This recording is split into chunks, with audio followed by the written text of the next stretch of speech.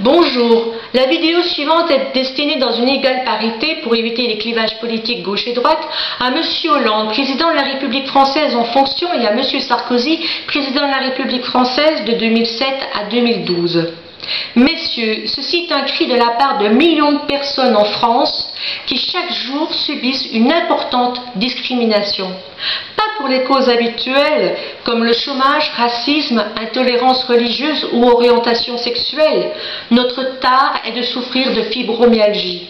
Cette maladie peut s'apparenter au niveau douleur à la sclérose en plaques ou la polyarthrite rhumatoïde. La liste de symptômes est très longue. La fibromyalgie ne connaît pas le RTT, c'est 24 heures sur 24, 7 jours sur 7. Elle est évolutive, incurable pour le moment, pour la simple raison qu'on ne la trouve pas.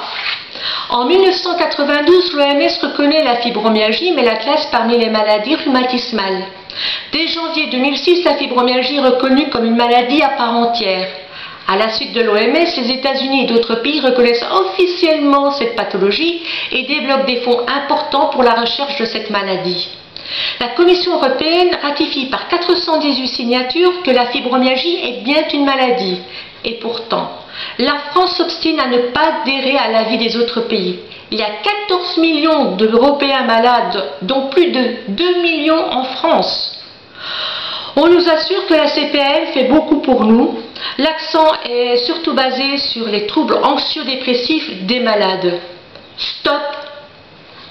Messieurs, permettez-moi de me révolter contre ça. Seuls 30% des malades de fibromyalgie passent par une phase de dépression. La sécurité sociale française, ne voulant pas reconnaître la fibromyalgie comme maladie, nous prive aussi de certains droits et rend notre quotidien plus difficile. Cependant, une question persiste. Pourquoi cette disparité avec les autres pays européens? Pourquoi une telle disparité entre les différents départements français? La sécurité sociale ne serait pas la même pour tous?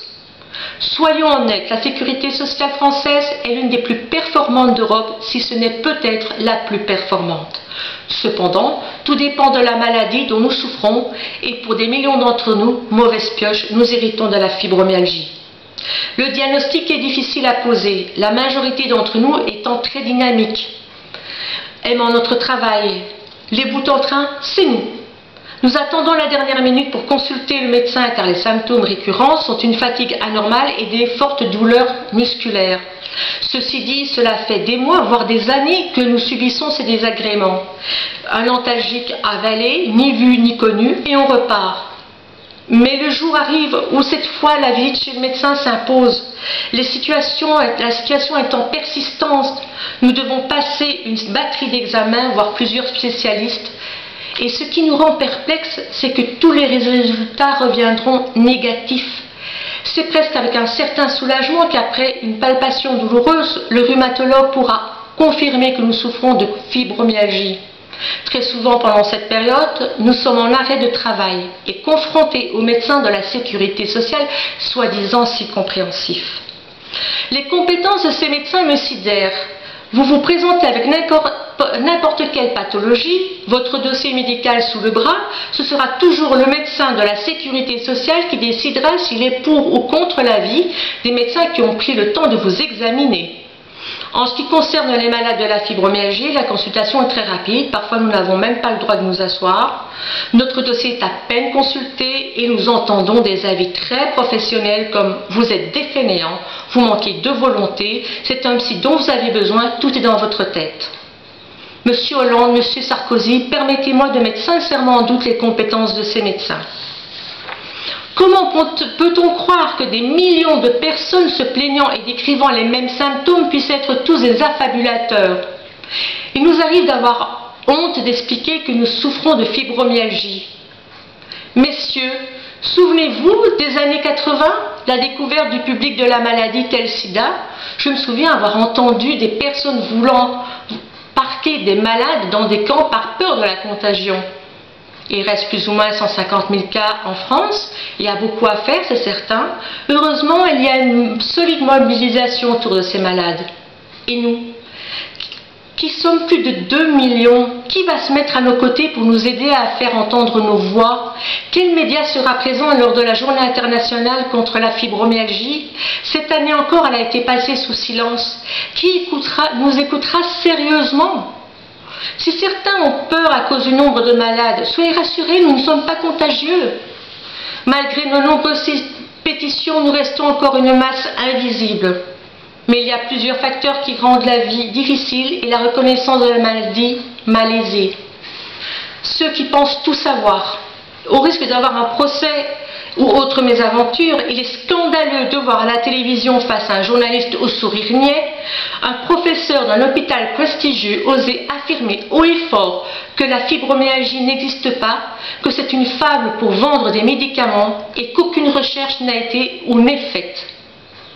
La fibromyalgie agit sur notre personnalité. Comme je l'ai dit un peu plus tôt, avant que la fibromyalgie ne se déclare, nous avions un tempérament vif, toujours envie de bouger.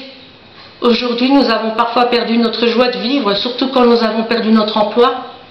Si la fibromyalgie était reconnue, un aménagement d'horaire et un aménagement de poste pourraient être mis en place avec un minimum de contraintes pour l'employeur.